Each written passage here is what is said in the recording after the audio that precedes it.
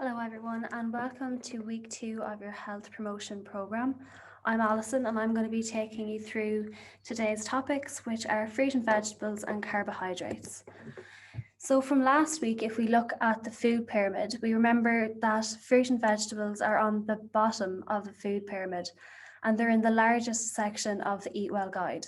So that means that we just need to eat lots and lots of fruit and vegetables every day to keep a healthy diet. So how often should we eat fruit and vegetables? I'll give you a quick minute to just think about it.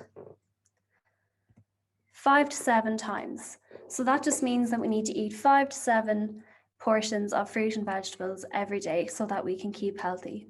Some examples of fruit and vegetables are apples, oranges, plums, cucumbers, tomatoes, kiwis, and lots more. So another question for you is, why is fruit and vegetables good for me? So I'll give you a few seconds to think about that before we go on. So benefits of fruit and vegetables. Fruit and vegetables have lots of vitamins and minerals. Vitamins like vitamin C, you can get them in oranges, and that's really good for your skin and your gums.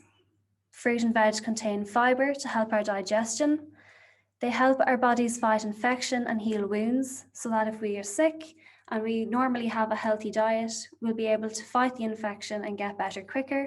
And if we have a cut or a bruise, that will heal quicker as well. Eating lots of fruit and vegetables also helps reduce the risks of different diseases like diabetes and heart disease. So as we can see, fruit and vegetables come in lots and lots of different colours. And if we look at the rainbow, there's probably a fruit that we can think of for each colour. So if we start off with red, we have tomatoes, red peppers, and strawberries. For orange, there's oranges, carrots, and apricots. For yellow, we have bananas, lemons, and yellow peppers. For purple, there's blueberries, grapes, plums, and beetroot. And finally, for green, we have broccoli, cabbage, green beans, and spinach. And you can probably think of more fruit and vegetables that come in these colours as well.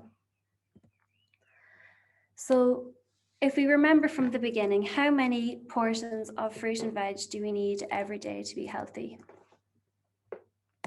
5 to 7. And one portion of fruit or vegetables might be one small glass of freshly squeezed juice. That's just 150 mils. A medium-sized fruit would be one banana, one apple, or one pear, and that would be one portion. For smaller fruits like plums and kiwis, you need 2 to make up one portion. So you'd need 2 plums to make up one of your 5 a day, or 2 kiwis, or 2 apricots, or 2 small oranges.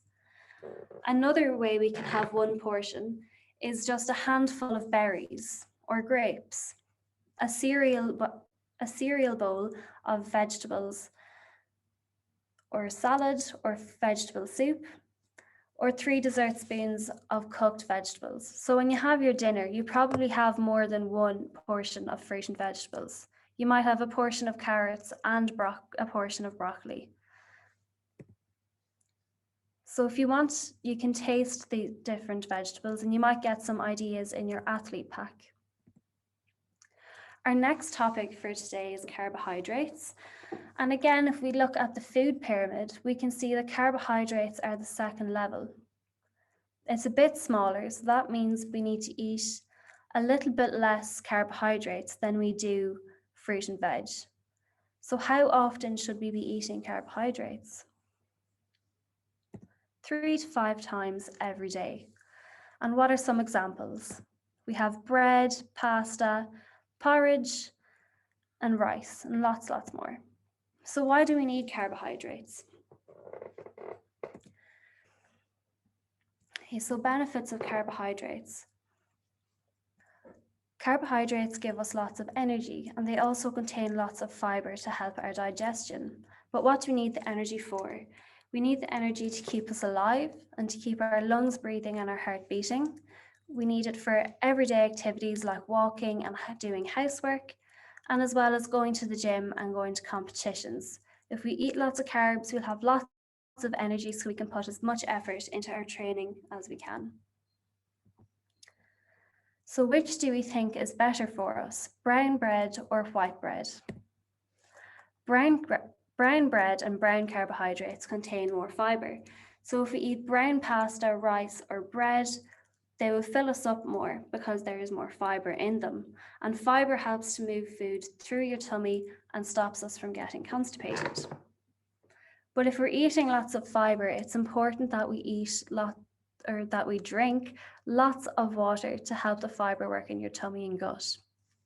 So if we think of a bowl of Weetabix, if we put loads of water into a bowl of Weetabix, what will happen? It'll go watery and softer, and it'll be easier for us to swallow and to digest. But if we don't put a lot of water or milk into our Weetabix, it's really hard and gloopy, and it's going to be harder for our body to digest. So that's why it's important to drink lots of water. How far do you think that food has to travel to go through your whole digestive system? If you want to give a little guess and have a think about it, I'll give you time to do that. So the food actually needs to travel 10 meters through your digestive system, and that's very far because your intestine, it goes down your throat into your stomach, and then your intestines go fold over each other loads to make up the 10 meters. So how many portions of carbohydrates should we have each day? 3 to 5. And if we're doing lots of exercise and lots of physical activity during the day, we'll need to eat more. So we might eat more than 5. We might eat 5 or 6 portions during the day. But what is one portion? So one portion of carbohydrates might just be one slice of bread, one small bowl of cereal, a medium-sized potato, or 25 grams of uncooked pasta, which when it's cooked would be 3 dessert spoons of cooked pasta. It's surprising how small these are. I don't think a lot of people realize when they're having a bowl of cereal that one portion isn't one bowl filled up to the top. It's just 40 grams, which might only make up half a bowl of cereal. So some carbohydrates become less healthy when we add things to them. What are some examples of this? We have crisps and chips. So these are both made of potatoes, which on its own would be healthy, but to make chips and crisps, we've added salt and oil to them, which makes them have more fat.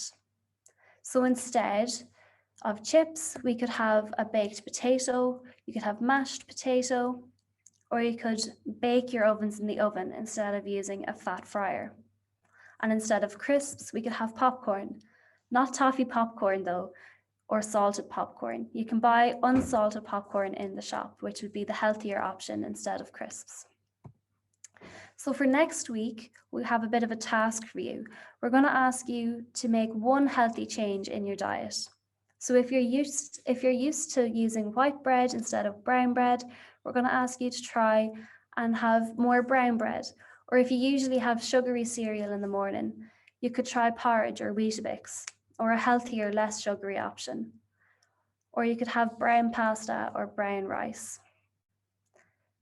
So good luck with your challenge, and I hope you enjoyed your health promotion class today.